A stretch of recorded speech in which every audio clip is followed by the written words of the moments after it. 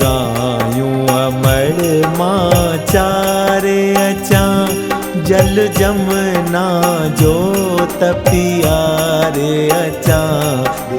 गायूं अमर मां चारे अचा जल जमुना जो तपियारे अचा। गायूं अमर मां चारे अचा जल जमुना जो तपियारे अचा। गायूं अमर मां चारे अचा।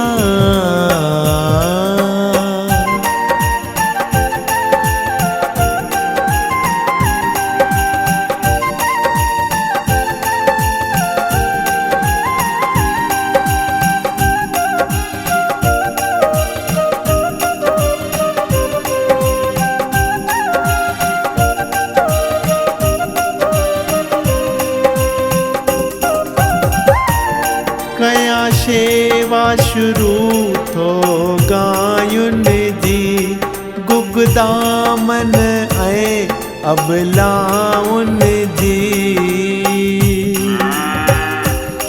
कया शेवा शुरू थो गायुनि जी गुगदामन ऐं अबलाउनि जी।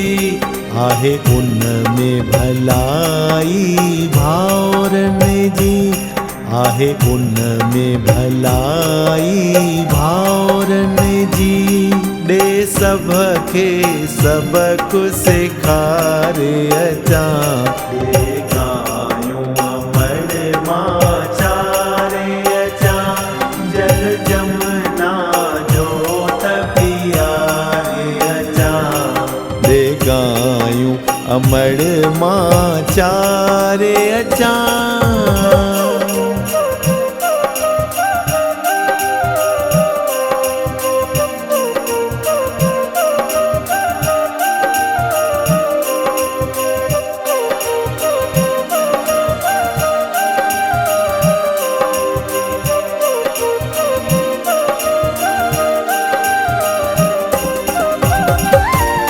पुट पुटड़ो आहीं 5 सालनि जो झर झंग में ख़ौफ़ ख़यालनि जो। पुट पुटड़ो आहीं 5 सालनि जो झर झंग में ख़ौफ़ ख़यालनि जो। कम गायूं चारण ग्वालन जो। कम गायूं चारण ग्वालन जो। हल सीअ खां तोखे सुम्हारे अचा। गायूं अमर मां चारे अचा जल जमुना जो तपियारे अचा। गायूं अमर मां चारे अचा।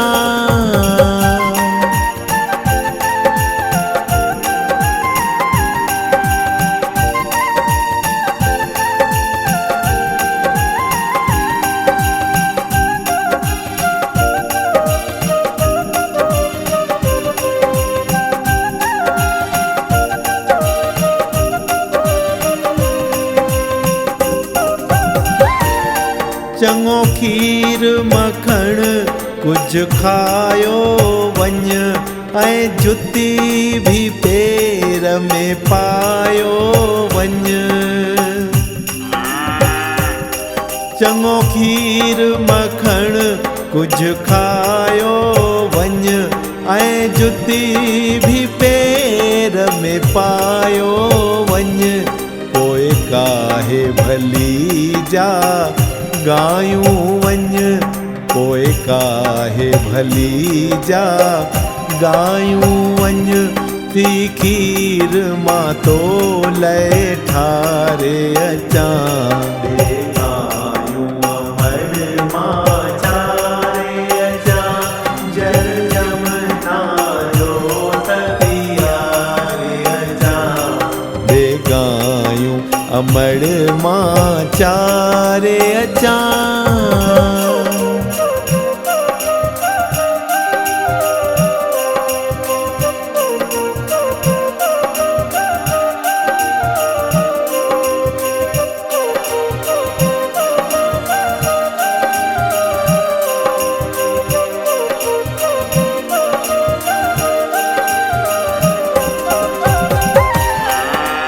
माता पिता गुरु संतन खां पहला जबियो देवी देवन खां।